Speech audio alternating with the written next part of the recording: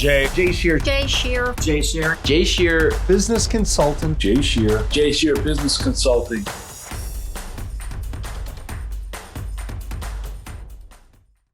Welcome. I'm Jay Shear with Jay Shear Business Consulting. We build solid foundations for service-based businesses to grow and scale and achieve the results and success they deserve. And you've joined Business Minds Coffee Chat. Isaac Newton said, "We build too many walls and not enough bridges." I'm sure many of us can relate to that quote. Well, on today's episode, we're going to talk about breaking down walls, tackling big issues, being a bridge builder, having the will to get things done, and more.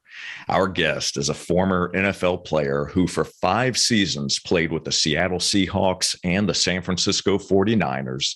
He's a Penn State graduate with degrees in business, advertising, and psychology. After retiring from the NFL in 2019, he founded The Bridge, a for-purpose real estate development company. The Bridge has been featured in Fast Company, Yahoo Finance, Forbes, Business Insider, and other major media outlets.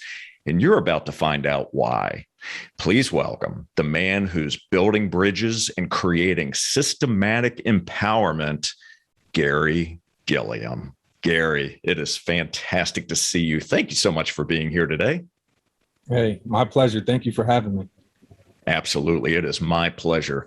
So you and I had an opportunity to have a conversation a while back. And, you have certain conversations in life with people that just resonate, they move you and inspire you. And I would say that defines the conversation that you and I had and the impact that it had on me. And your story is an incredible one. And even since that conversation, I've done some additional research on you and really to get more into your world and understand who you are as a human being. So I'm really excited to dig into that conversation and share not only your story, but where you started to where you are today and the amazing work that you're doing and how you're impacting the world. So let's dive right in. It's always a great starting point to take us back to the beginning. And I gave some high-level snapshots during the intro, but that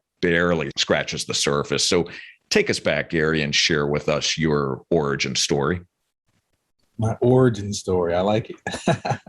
Yes. So I'm from Harrisburg, Pennsylvania. And Harrisburg is a small town. It is the capital of Pennsylvania. A lot of problems going on there. Low homeowner occupied rates, high cancer rates. The school district isn't ranked very well, right? And it's been that way for a while, right? Not just since I was younger, but since my mom was younger.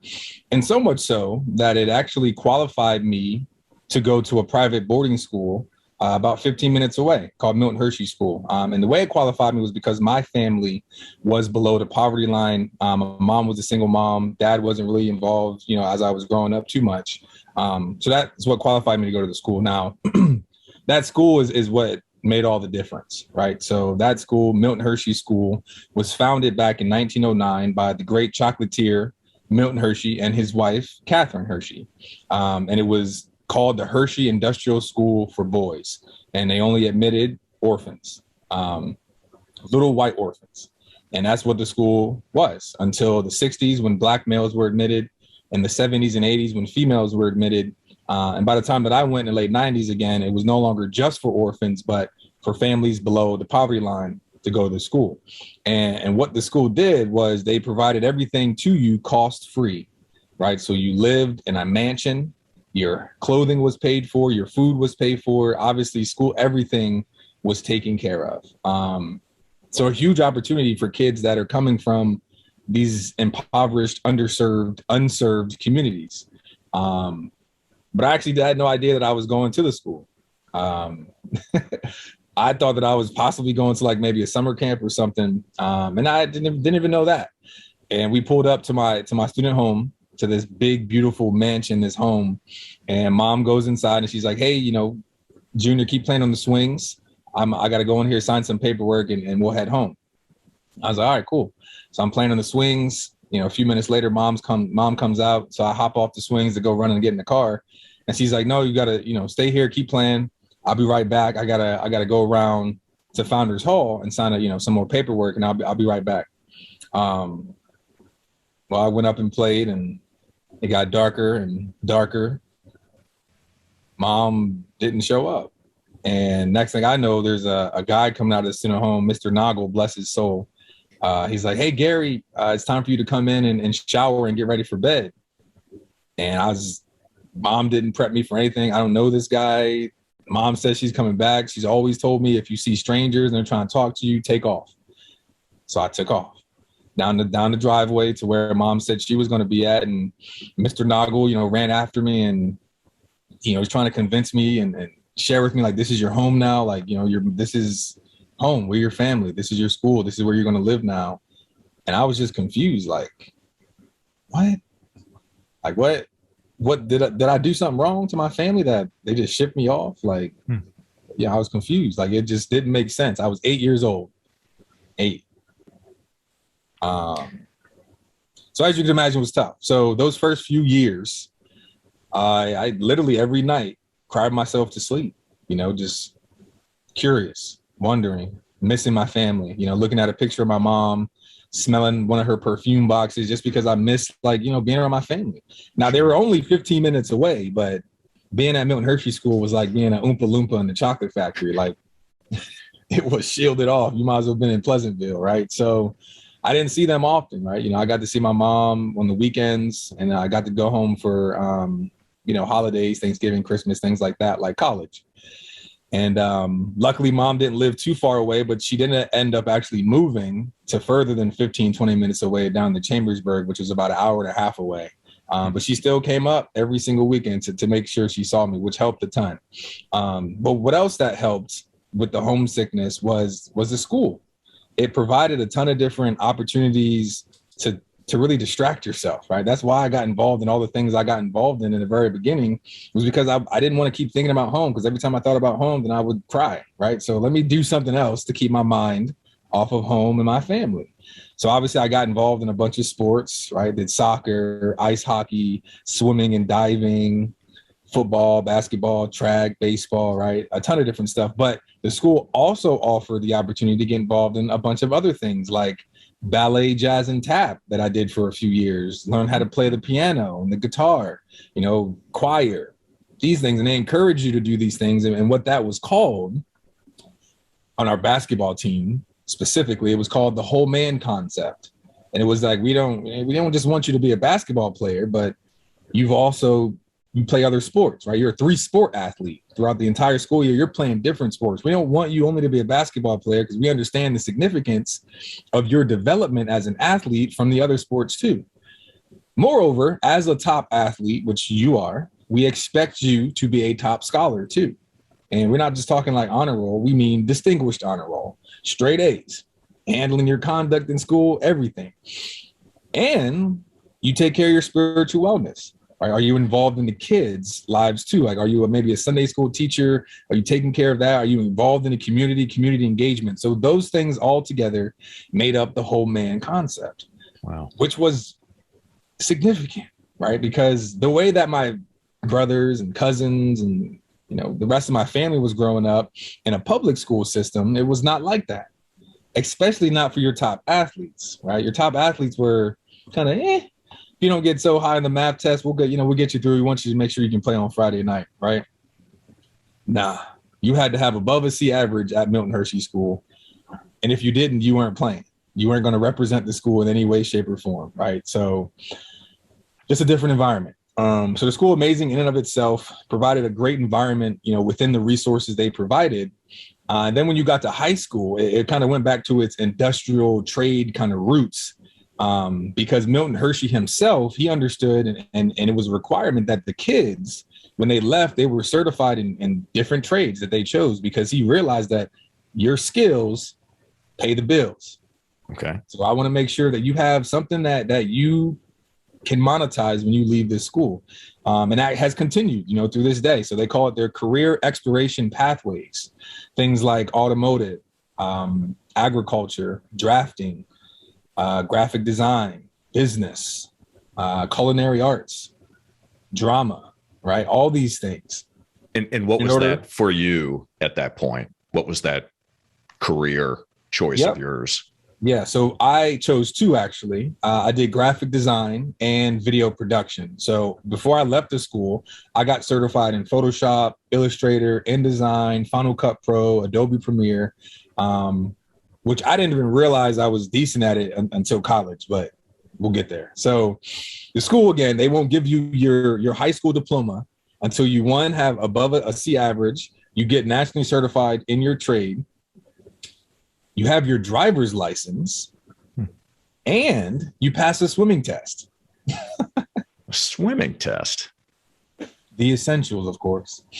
No, that's real. Like, there were times where, like, the week of graduation, people are like still trying to pass their swimming test because they will not get their diploma without it.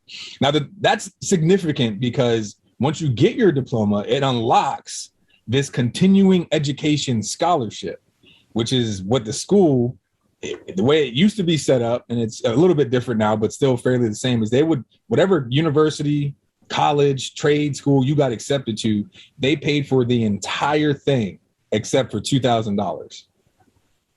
Wow. So you just, my whole life, you paid for everything.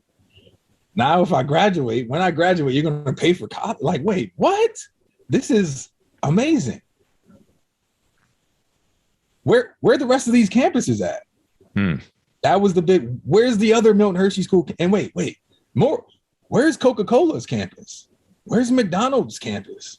Where's the rest of these Fortune 50 companies, Fortune 500 companies campuses in towns like Hershey, Pennsylvania, right? What Milton Hershey realized was that not only was he able to provide jobs, right, a place to work for his workers, the chocolate factory, but in order to create more loyal, efficient, self-sufficient employees in a community, he then provided them places to eat, live, learn, and play, right? Hershey Park, Hershey Theater, Hershey Lodge, Hershey Hotel, everything, Milton Hershey School. They used to have a community college, Hershey Theater, like everything that you could ever want is right there. And it's an international destination, and then doubled it up, right? By creating a cost-free, philanthropic, in perpetuity school that to this day has the second largest endowment in educational institutions, second only to Harvard.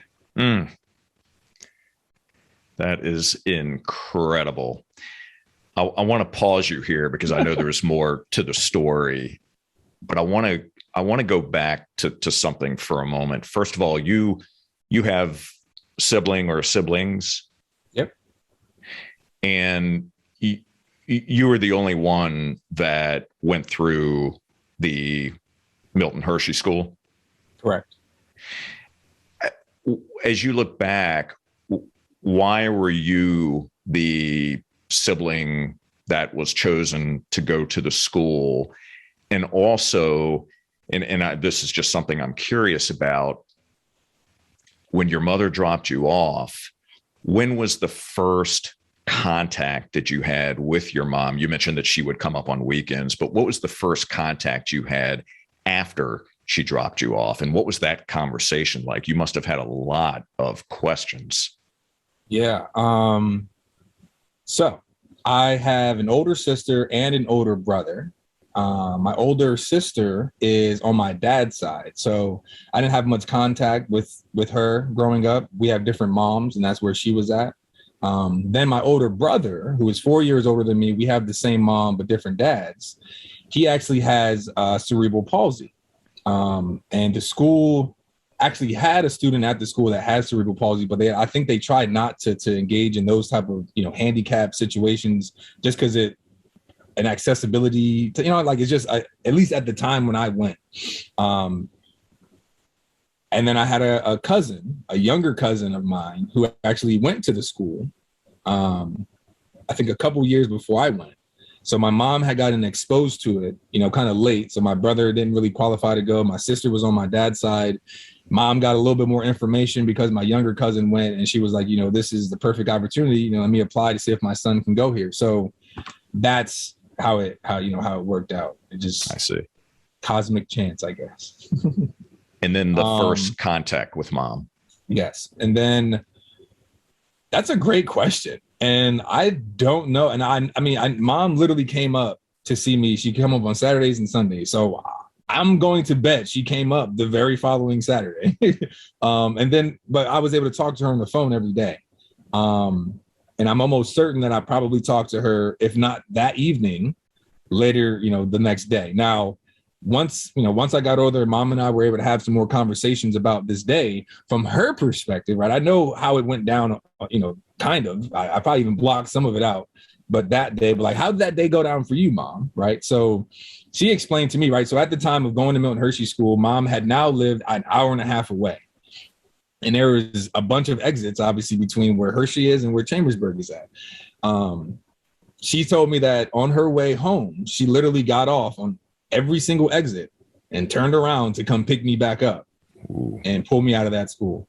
And she would get a little bit closer and then realize, this is the right decision. Turn around and head back home and then get maybe a couple exits further and then turn around. She said it took an hour and a half over 5 or 6 hours to get home because she kept turning around to come get me. And every day, like, it wasn't just me crying. Like, every day my mom dropped me off after our visitation, she was bawling. Like, it hurt her. And it was like that until I got to about 5th grade, and mom had kind of gotten herself together, stacked up some money. Everything was kind of getting better at home, if you will. She was like, "Hey, Junior, you can come home. Do you want to come home? You don't need to be in the school anymore." And I remember vividly, I was like, "Nah, I need to be here. Like you put me here for a reason, and now I see it. I don't understand. Our family is poor. The resources that I need to develop are not in Harrisburg. And thank you for putting me here. And I get it. Even at 10, 11 years old, I get it. So I'm not going to let you take me out. This is where I need to be. So I'm going to stay here and I'm going to thrive. And your sacrifice that you've made will be worth it." Right. And it hurt her, I think. And it's kind of to this day, she feels like she missed out on a lot of, my upbringing because I was at the school 5 out of the 7 days, but it paid off. And mom is happy with the way everything worked out. And so am I. So I'm very, I commend her, especially now having a daughter of my own.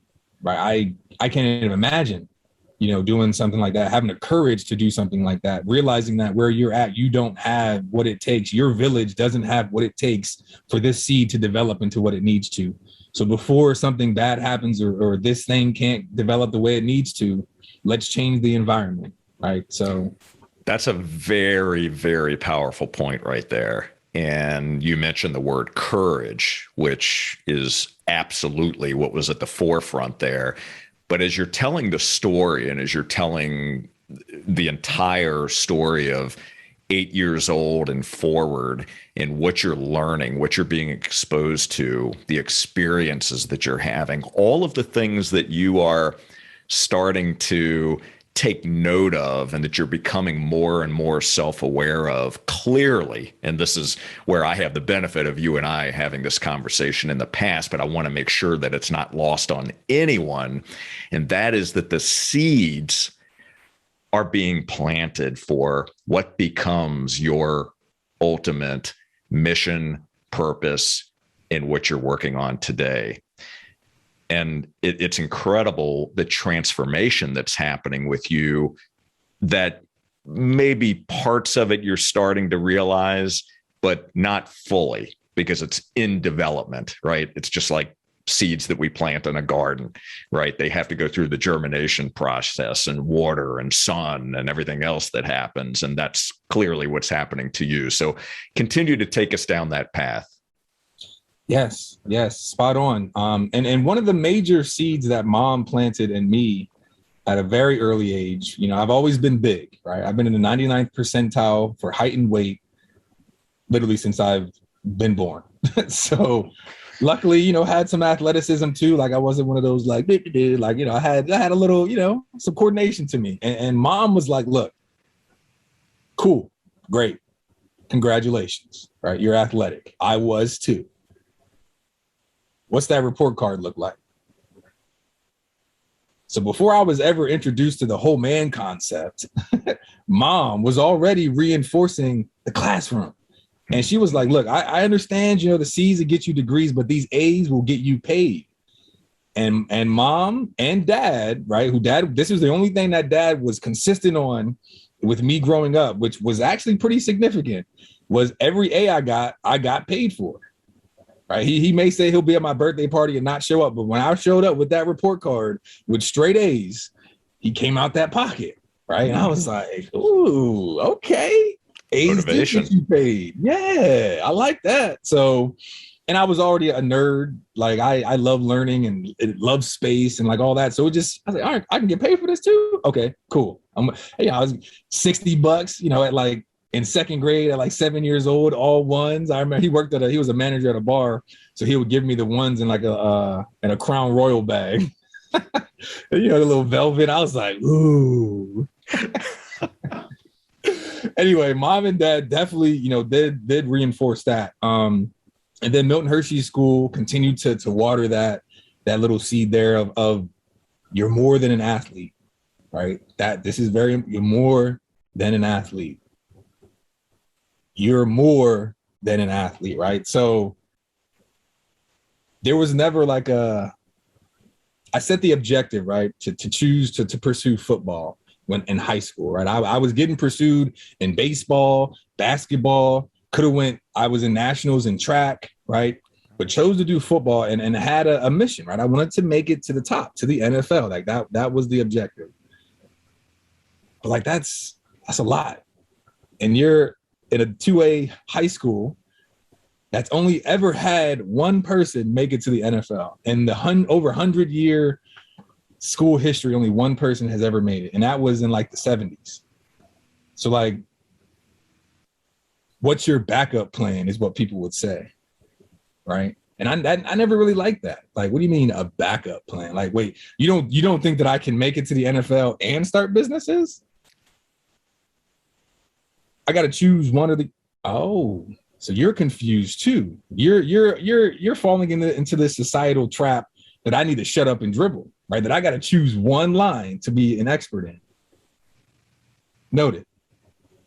Anyway, so I didn't end up using my Milton Hershey School scholarship, right? The one that they'll give you wherever you get accepted to.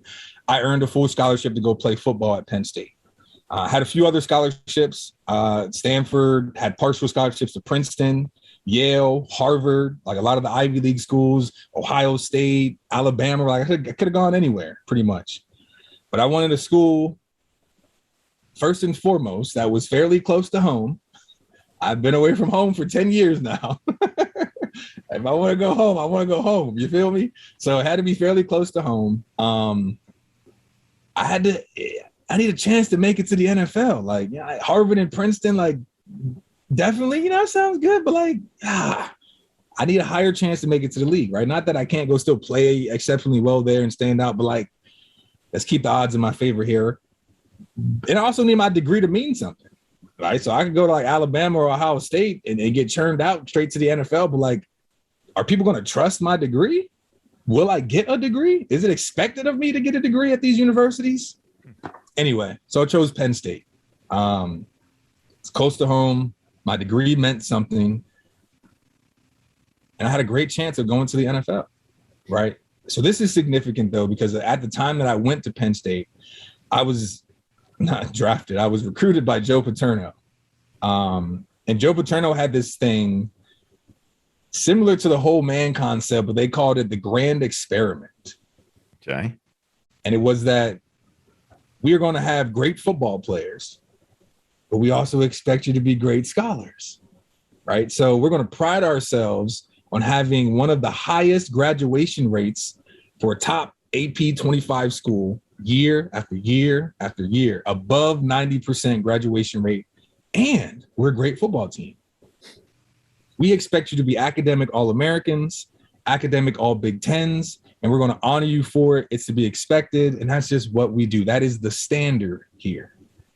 Joe Paterno also gave back to the community in a tremendous way. He loved education so much that he actually gave an endowment of a lot of his salary to the university to create a library. called the Paterno Petit Library.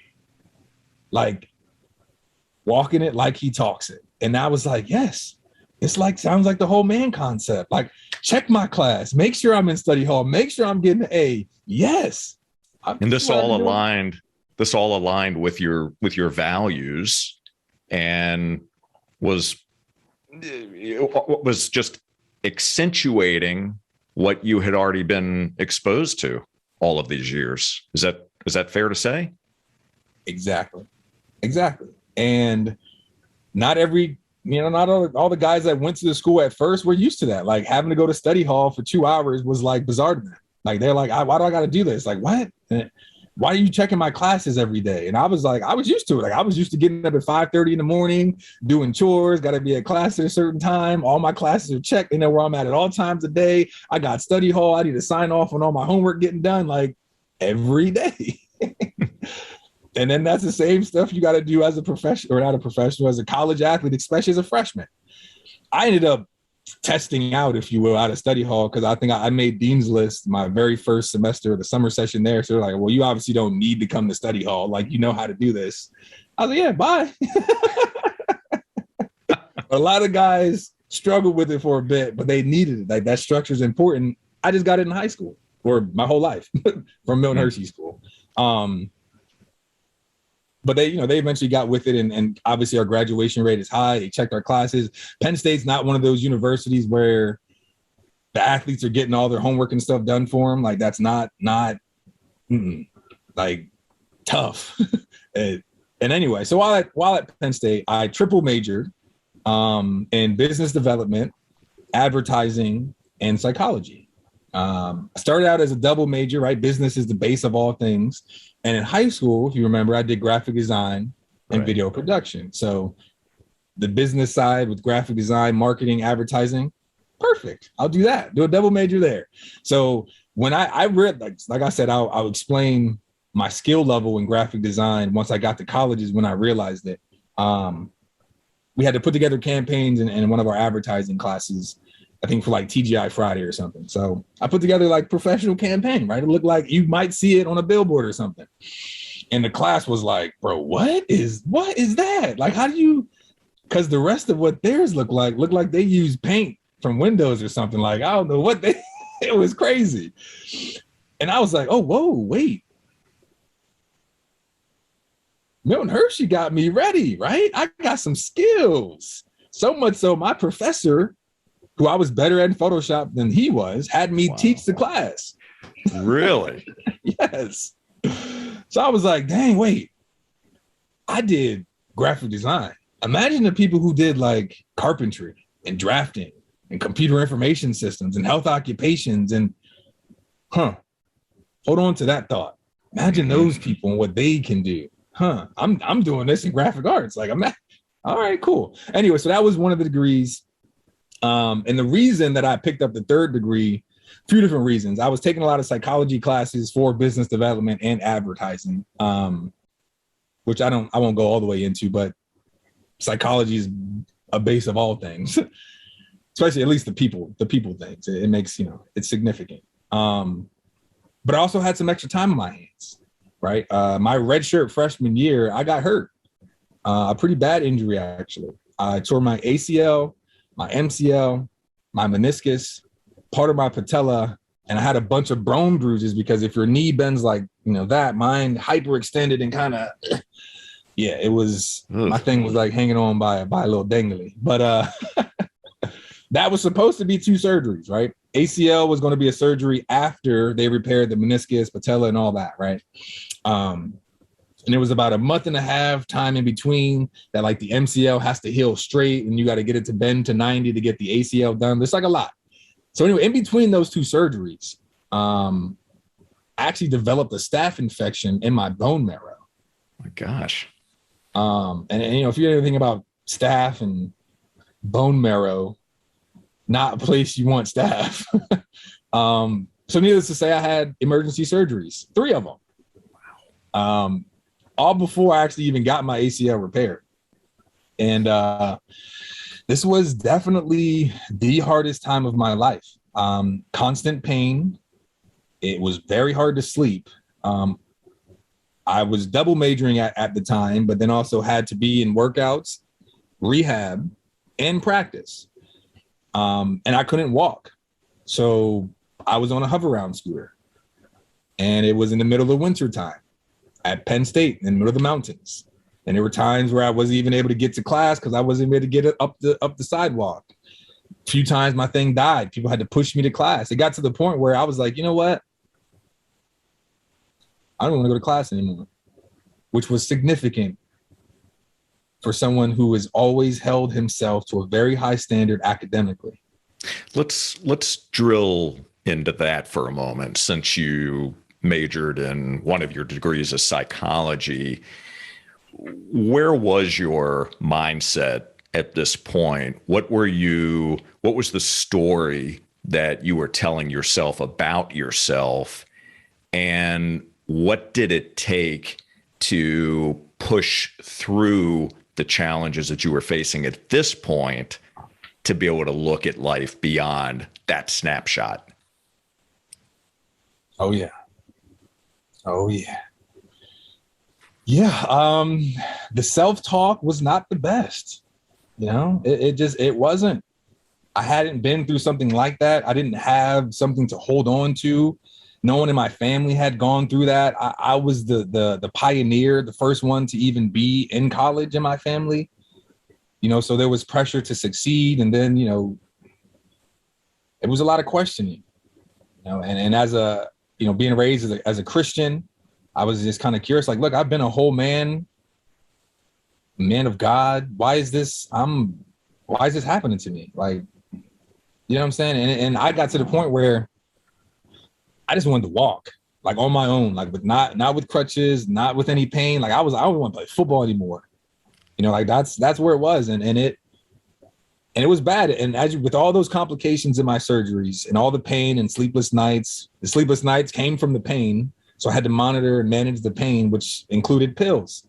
Right. And it got to the point where some of the pills weren't even working anymore because they just weren't potent enough for the amount of pain that I was in, and my body had just gotten so used to them that they didn't work anymore. So I remember one of my last surgeries for the infection while I was in the hospital, just wasn't able to sleep, had been up for a few days, just constant pain with all the stuff going on in my body.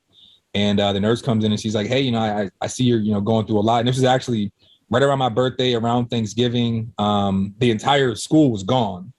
And then, I think might have been like the only person in the hospital dang there. So anyway, nurse comes in and she's like, hey, I can tell you're tired. And in order for you to kind of heal, you got to rest up. And I was like, I can't. Every time I, move, it hurts. She's like, all right, well, let me see if I can do something for you.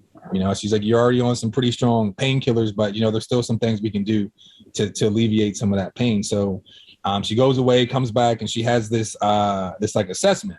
And they got to put me through this like behavioral assessment to see essentially if I have an addictive personality because of what they're about to give me.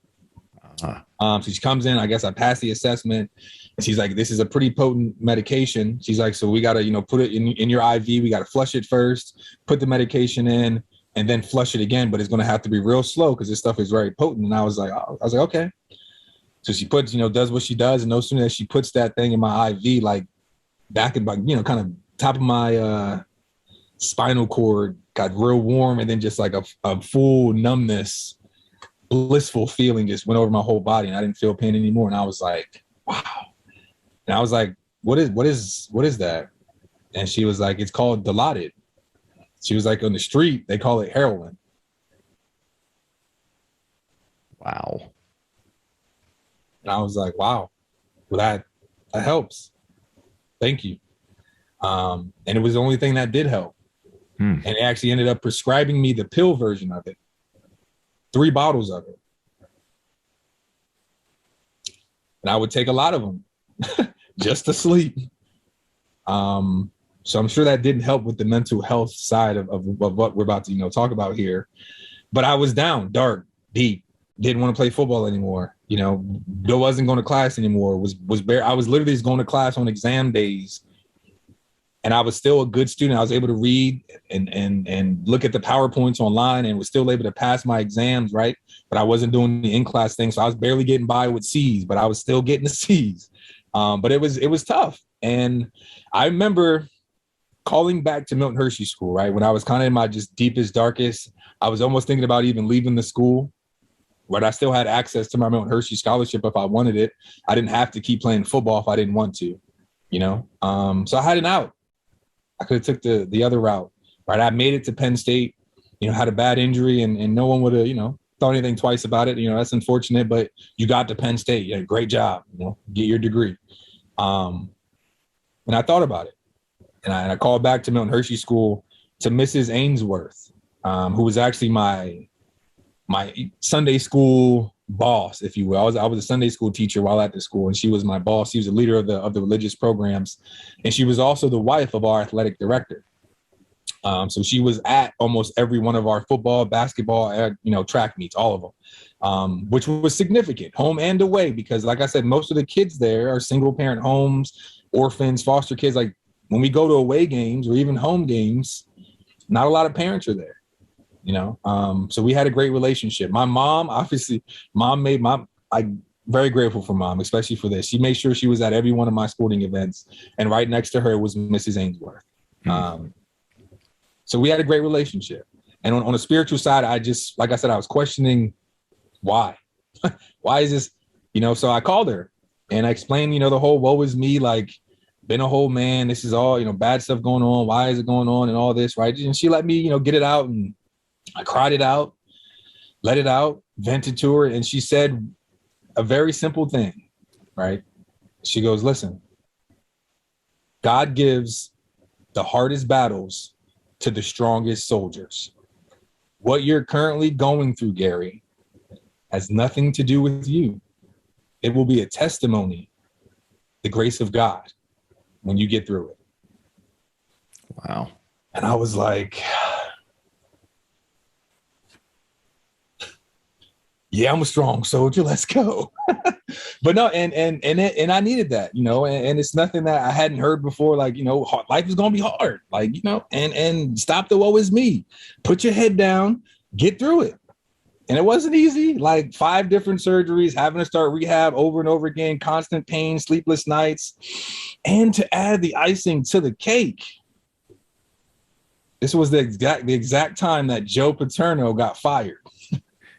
Oh my gosh. To add insult to injury. Yeah, literally. You know, I want to hit the pause button for just a moment, because the conversation that you had with this Mrs. Ainsworth. Yeah, just an impactful conversation. But it reminds me, Garry, that the right message at the right time from the right individual can change everything. And again, I'm going to point to the work that you're doing today, which we're going to get there. But it speaks to that the right individual who's delivering the right message to the right set of ears, who are at the right place and time, and how important that is and how impactful that truly is. So all of these lessons that you're learning, all of these experiences that you're going through and that you're explaining to us, which I'm feeling you, right, as you're sharing this with you, because I can feel your energy and your emotion behind this. I haven't walked in your shoes, but the way that you are explaining it to us is very powerful.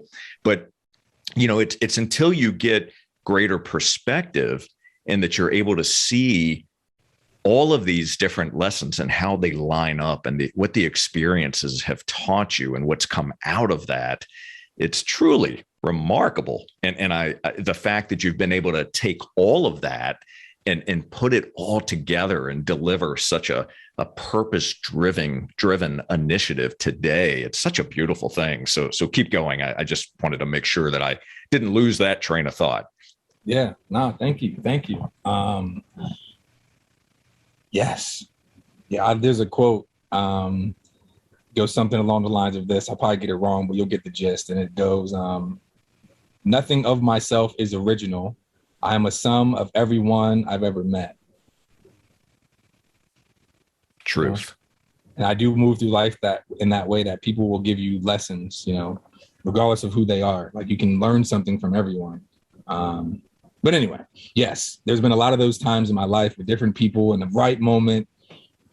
Yes, that it was exactly what you need to hear to get your mindset right, to have the good self-talk, because that's what it was. That moment is what changed on a psychological level my self-talk. It was no longer the "oh, was me," it was the "thank you," right? This is the chop. This is the resistance. This is the extra weight. This is the armor that is needed. I don't know what I'm going to be doing in the future, but it'll be what I need, right? You just have to have that faith, right? And that was in that moment, and it sucked. I'll be honest, it was not fun at all. My coach getting fired right at the same time. So aside from dealing with all the physical stuff, my mental stuff, now I got to deal with, like, do I want to leave the university? Like, I can leave and, like, go somewhere else and play, or like what? Anyway, it was a lot. Ended up staying there, stuck it out with a lot of my teammates, and I'm happy that we all did. Our bond is like no other, and we are certainly huge. I'm not that any player that comes from Penn State isn't, a huge player, but the players that played during that time, very significant. And so much so that kind of the next part of the story is from Joe Pa getting fired. Before we knew what the sanctions were on our university, right? They're talking about doing the death penalty. Like, we were not going to have a football program at all, or like they're going to take scholarships, or like there's a lot of stuff was going on. And after having that conversation with Mrs. Ainsworth and kind of realizing, all right, I'm in a position here maybe to be a leader on my team too, to make sure people can push through things. I was the first player before the sanctions had even come out. Right, there was like a whole tee up of like the NCAA is going to release these sanctions. This is what they could be. I was like, look, I don't care what the sanctions are. I'm staying here at this university, right? Because I came here for a reason. And somebody messaged me. It was on Twitter because I tweeted it out, and he tweeted back. He goes, well, that's unfortunate. What are you going to be doing when you guys don't have a football program? And I was like, well, sir, I'll be getting my multiple degrees because I don't major in football. And it went viral. It got a lot of attention, and it got a lot of fans for it. And one of those fans, right, the reason I bring this up is Lisa Rado. Right? And Lisa Rado is a graduate of Penn State. She graduated a few years before I was there, and she's a nutritionist, right? And she played a major role in me making it to the NFL, and here's why.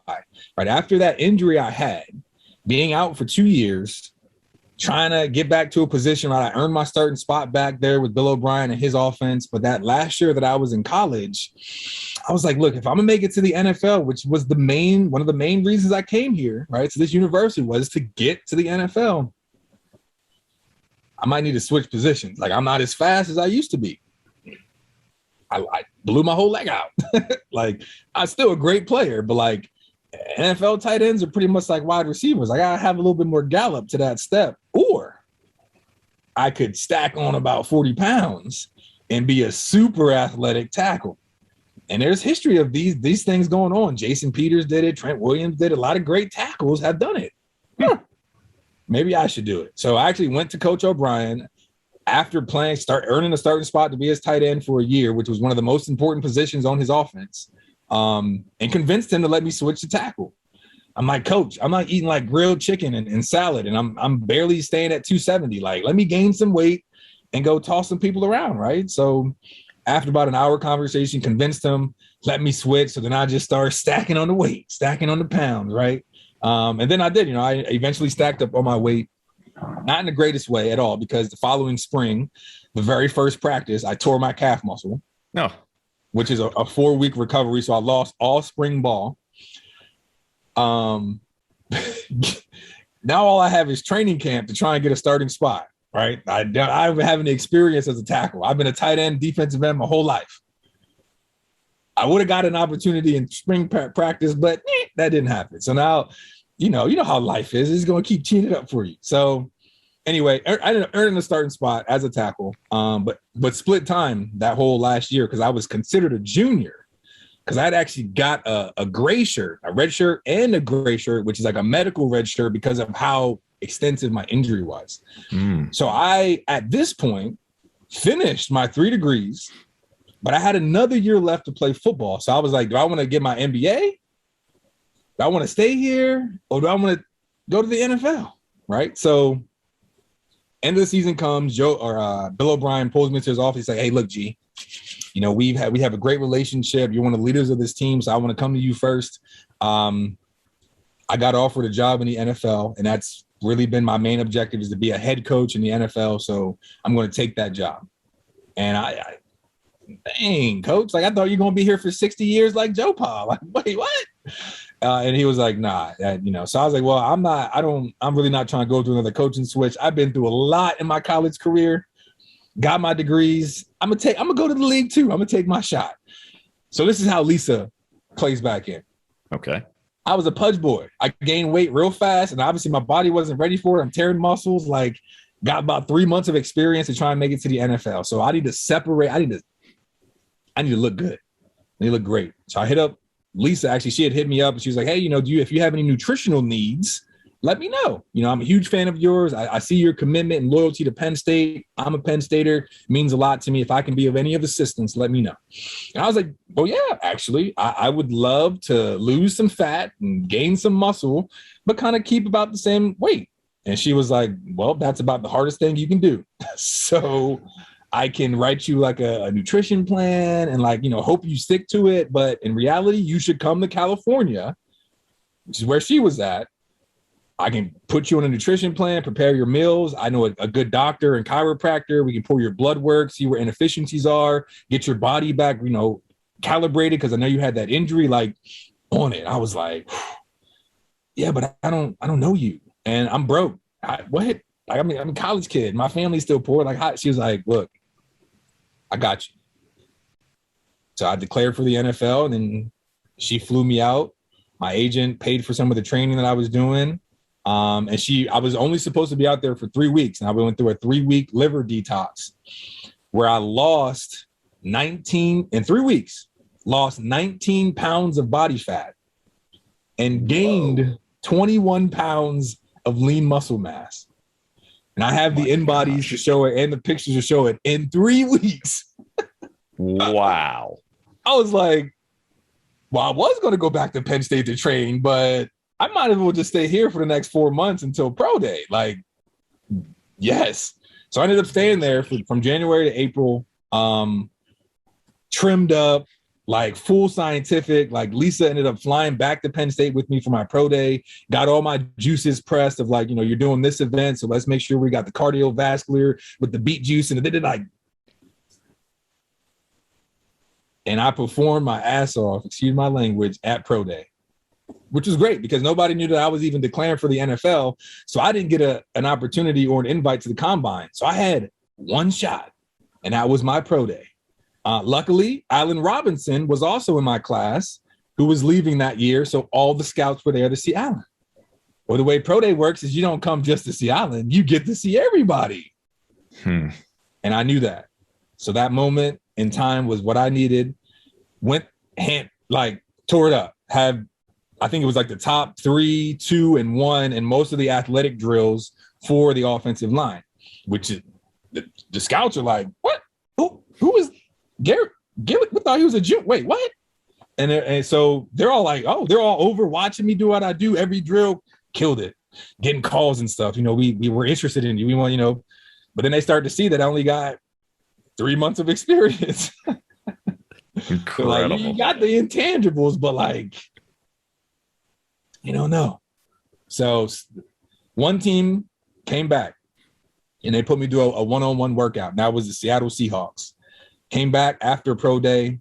And it was a crazy workout. I won't go into all the details of it, but it was like not just physical stuff, but like cognitive stuff too. So like, as I'm doing my pass sets, coach is like, what kind of car you got? What's your mom's middle name? What year was your mom's car built? You know what I'm saying? Like, he's like, I want to see if you can, while you're moving and tired, if you can still think. You know me, I'm like, shoot, I'm with this. Let's go.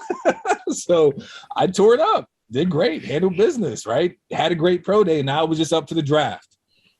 all the talking's done. Are we gonna draft you, boy? Anyway, I went undrafted. I won't build it up. I went undrafted.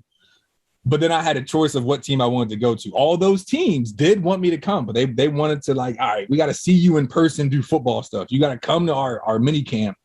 We got to see you first. But I can't go to everybody's mini camp. I can only go to one. So which one? So they're like, hey, look, you have a chance to start here, like, different school or different teams. This is what we can pay you on a signing bonus if you come here, make the team, like all this stuff. And I'm like, I played offensive tackle for 3 months. I don't want to go start, get destroyed, and then my career is done. I'm not, no. Right. I need to go somewhere where I can learn. Somewhere there's players that are better than me, but I'm good enough to still be in the mix, right? So I was doing research on all these different things and trying to figure out. Anyway, Seattle was a great spot to go. Seattle wanted me. They came out for the one-on-one workout, so they really liked me. They wanted me to come in, were willing to give me a nice little signing bonus as an undrafted player, which looking back wasn't a lot, but it was a lot then. And I didn't have to start, right? They had all pros. They had drafted guys in my position, in my class. So a good place to go to not have to start, but definitely not the best place to go if you think you're about to make the team. Like, they don't really need you, Gary. So what are you doing? Well, whatever. Life's been hard. I might as well make it harder, right? Let's take it on. So I went to Seattle, put my head down, grinded it out. I'm talking coming out to practice early, staying after practice late, having a coach right, like, I need you right here, work with me. I'm raw. I'm moldable, malleable. Make me into what you need me to be. I'm coachable. Let's do it, right? And I showed that. Grinded out, did what I had to do. Eventually made the team, which was crazy because they chop it down from about 100 people to down to 53 people. That's a lot of people getting cut, a lot of dreams destroyed, shattered. Little OG from Harrisburg, Pennsylvania, Milton Hershey School, AA school, barely got to Penn State, missed half his Penn State career because of an injury. Undrafted. Here you are. Makes it to the NFL. I'm thinking about your remarkable mindset at this point, which has come up obviously multiple times, but for you to be standing at the precipice of all of this and deciding to yourself that I want to go to a team where I have opportunity to grow, where I'm going to be surrounded by pros and coaches who can push me, who can mold me, who can help me become better, and not start off right out of the chutes, getting on the field and potentially getting hurt, that you realized that you still needed additional growth. I mean, that's pretty remarkable. It truly is when you consider at the highest levels, those that are going into that profession who probably envision day one, right, being on the field and being the person who's on TV and running every play, and you to realize that you knew you were going to get there and you got through the door, but I still needed more. Yes. And cosmic chance. Got the opportunity, foot in the door, made the team, right? But it wasn't there. Now you made the team. You made it to the NFL. What are you going to do? It really just started. Like, the whole life was to get here. Now what? Right? So that continued to get a little bit better every single day, every single practice. That first year in the league, I did not start. I did play in every single game. And I played as a tight end, which was great because I was very comfortable and had a lot of reps at tight end. So what better way to get acclimated to the NFL than actually a position you've done? So I was actually the big tight end, which means I would come in when they wanted an extra offensive lineman. I would go to the ref, report eligible, and I could go out and run routes. But most of the time I was blocking. And I did that every game, going in motion, coming down, hitting people. So I got used to it. It was fun. I was like, I'm learning. Had a couple opportunities, do a couple tackle and guard reps here and there when guys got hurt, right? It was, if I was in that offensive line my first year, a lot of people were hurt because I was like, it was a swing tackle. There was, you know what I'm saying? Like, if G's in, we scrambling. And there was a couple of times that happened. But I'm grateful for those moments because I remember one time specifically, we were playing the Oakland Raiders at home that first year, my rookie year. And I had to play guard because we had our tackle went down, our starting guard went down. So our backup tackle went to tackle. So I had to play guard. I'm still trying to learn how to play tackle and guard, offensive line all together, let alone now going to guard. My position is tackle. This is a whole different technique, leverage, angles, like assignment, like coach. Gone? Good luck. So I remember going out there and it got like the defense could tell, like they knew that I was a rookie, that this is not my position. I lie to you not. In between plays, the defensive line is like, hey, bro, this is what you got to do. When you see this, do this. Literally coaching me up. I'm not even lying to you. They're like, yo, this isn't even a challenge. Like, I at least want to have a little, like, yeah, like, so it got to the point where I was a better pass blocker as a guard because I hadn't got my technique down to kind of be the blind side for Russell Wilson. The team's like, no, we're not putting you there yet. We're going to put you at guard for passing plays and then running plays because you're used to blocking on the edge as a tight end. We'll put you back at tackle. So depending on if it was a runner or pass, me and the guy were switching positions.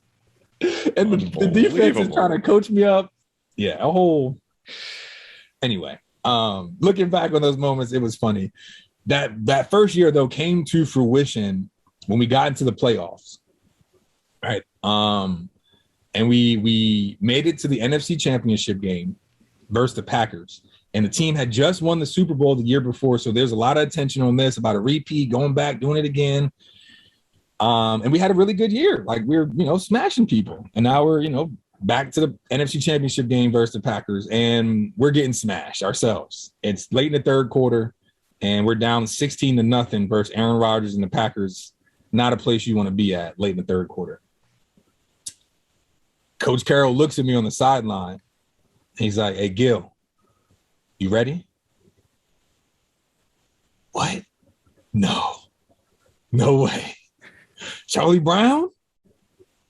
What Charlie Brown is a fake play, a fake field goal where I could actually run out on a route and the ball should come to me. Now, this was crazy because we had fakes in all year. And because of my history of being a tight end, there was a lot of fakes that went to me, like a bunch of them. And we just never called them in the game, but we practiced them a lot. And we practiced this one too. Now, this is the NFC Championship game. I'm a rookie. Bro, there's no way they're going to call this fake to me in this game, but we're going to practice it anyway. So we actually practiced it during the week, and I ended up running the wrong route and dropped the pass in practice. Ooh. So now I'm like, oh, they're definitely not calling this during the game. So when he turned to me and was like, Gil, are you ready? It's like, Coach, what? I stay ready. Let's go. So what Charlie Brown was on a field goal play, and it was called Charlie Brown because the holder was going to pick the ball up, so it looks like the kicker went to kick it, but he didn't, like Charlie Brown. And then he would roll out, and depending on how the defense played, he could run for the first down, or if I was open, give it to me for the touchdown, right? But it didn't have to go to my side. Depending on what hash mark we were on and how the defense had lined up for their field goal block, determined what side it went on, right? So the hash mark, laid up, boom. The defense, laid up. So I'm in my stance like, what we got going, right? This is at Seattle, playoff game, electric. Line up. Anyway, I release, do what I got to do. And I remember from being a tight end, right? If you can make eye contact with the defender and make his feet stop, you can win, right? So I charge straight at the guy because I'm like, he's a linebacker. I'm wearing an offensive lineman number, and I look like an offensive lineman. You're probably thinking I'm trying to come block you because John Ryan, the one who pulled the ball, is running this way too. So you got to make a choice. You going to guard the big fat guy Because you didn't read your scouting report and realize he was a tight end. We're going to go run after John Ryan, who's really fast and get close to that first down. We lock eyes. All right, I kind of like think like look at him like I'm running toward him like I'm about to come block him. He looks at me like and shoots toward John. I was like, "Oh, baby." There's the ball. Catch the ball. Boom. Touchdown. Seahawks. Crowd erupts. Wow. It was wild. If you're into numerology, I scored that touchdown at 4 minutes and 44 seconds. Oh, there you go. I don't believe in coincidence, as you can probably tell from my life. So this is significant too, but I won't go into it right now. But that was when I scored a touchdown. But we're still down 16-6 with 4 minutes to go in the third quarter. This game is insane, right? We ended up getting a 2-point conversion, an onside kick recovery, 4th and long conversions, went into overtime, won the toss, checked on a blitz, just a bomb to the end zone to Jermaine Kearse, which is also significant because Russell Wilson targeted Jermaine Kearse all game 4 times. All 4 times it was an interception. Stayed with him. Last play, overtime, goes to Jermaine Kearse again. Guy draped all over him. Overtime in the NFL is sudden death. Touchdown, Seahawks. Going back to the Super Bowl. Whoa. Anyway, that ball is right there. I have it. Oh, that's incredible. And for those who don't remember this particular game or those plays, the video, which it's all over the place, but the video of you of that Charlie Brown call and you making that play, it's an indelible mark in the history of football, of Seahawks football. Just I love it. And then after you catch the ball, your reaction and how you handle that. Dance. Oh yeah, so, beautiful. Just so beautiful. what I would always do, because like I said, we had these plays teed up every game. So I would always kind of think, if I score, like, what am I going to do? Like, am I just going to dance, or like, what are we going to do? We're going to pull out something and sign it. Like, as an offensive lineman, if you ever get a chance to score, bro, you got to do something, right? That's what everybody's saying. Like, gee, you have an opportunity. You got to live it up for all of us. We'll come over and do it with you. Like, come on.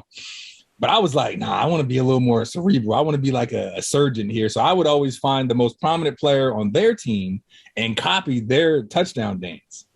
So if we had one verse like Cam Newton, I would have scored a touchdown and did like the Superman thing. Like, so we're playing Aaron Rodgers, and Aaron Rodgers is known for doing his little championship belt. Like, I'm the champ. So I was like, bet, if I score a touchdown, you getting champed up. So look at you playing mind games. Scored the touchdown. They call the discount double check, did it, boom. But what's crazy, if you look this up too, John Ryan did it too. After he lobs the ball to me and I score, because he used to play for the Packers and they cut him, he turns to their sideline and does it too. There's a video of someone recording the play from the sideline of him doing it, and we never even talked about it, but both of us did it. And we both have the same birthday, November 26th. So anyway. Look at all this. Oh, my gosh. 444 cosmic. Just, you know what I'm saying? Just did it. Yeah, this is a thread, Gary, that's been running through a big part of your life. You know? And we didn't even talk about the bridge yet, but but it all culminates. It all does. Right? And it make a lot of sense because of, everything. Yeah. So, made it back to the Super Bowl. And that was the Super Bowl versus the Patriots, where we decided to get fancy on the 1 yard line when I should have been in the game, right? As the big tight end, we should have went heavy package and I would have been in, but we went zebra, which is a light package that we pass out of. And we were like, what? Interception, 1 yard line, end up losing the Super Bowl. After all that. No way! Hindsight. Oh, it was crazy. It was bad, and it leaked into the next season too, of just like trust with the coaches and like, it was bad. We started off, I think, like 2-6, But then we got together and made it back to the playoffs. And at that time, now I was a starting tackle. I ended up earning the starting spot after that. I had some experience, worked my tail off still. And I was like, all right, you're no longer a redshirt freshman.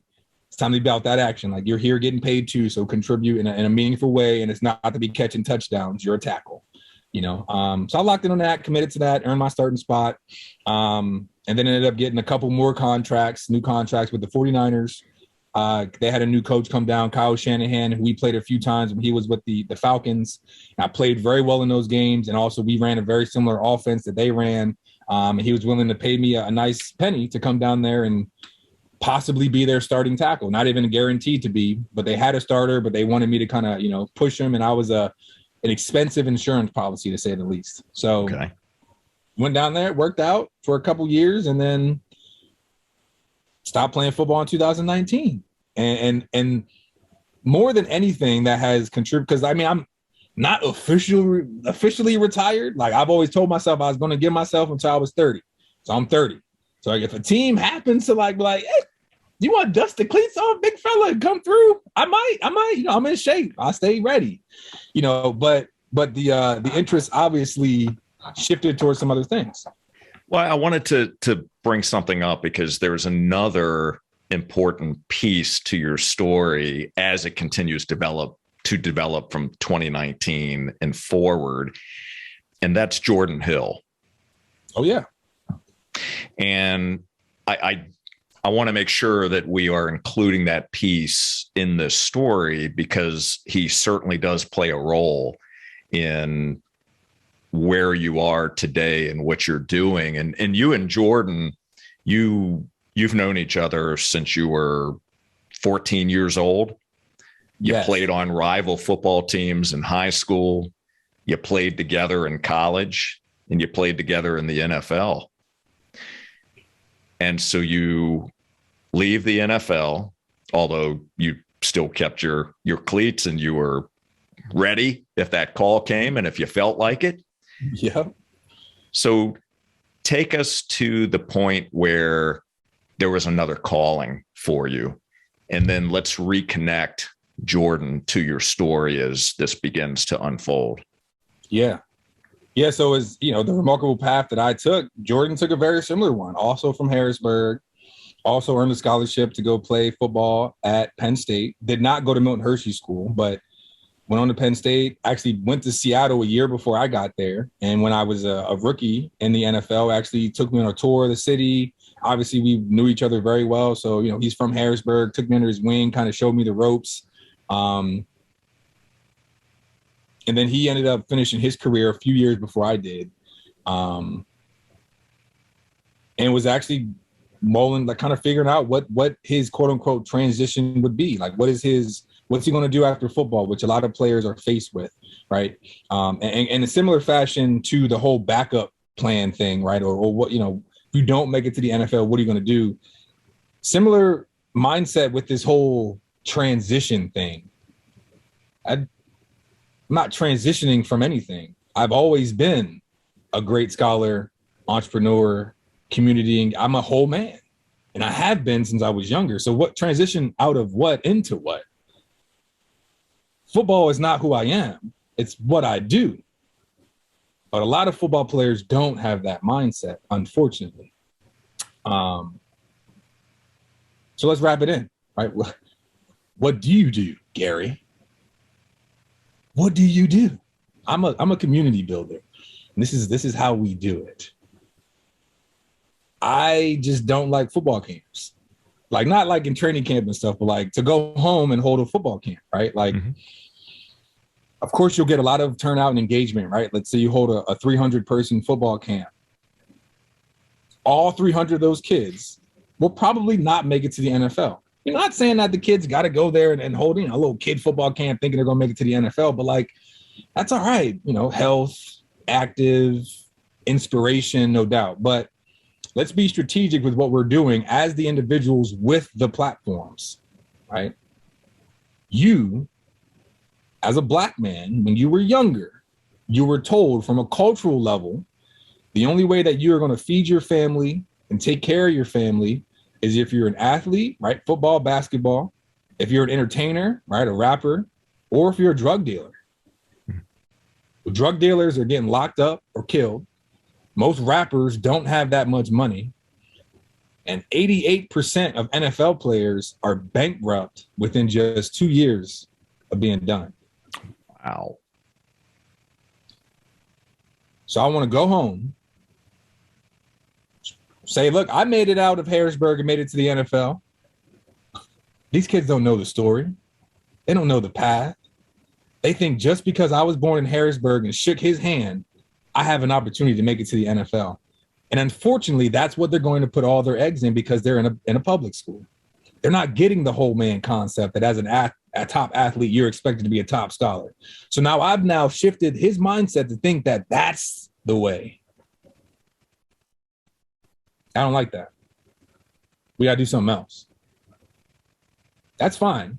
But with it, put out something more accessible, right? Like, yeah, I can make millions in football, but maybe Johnny can't. How can Johnny make millions, though?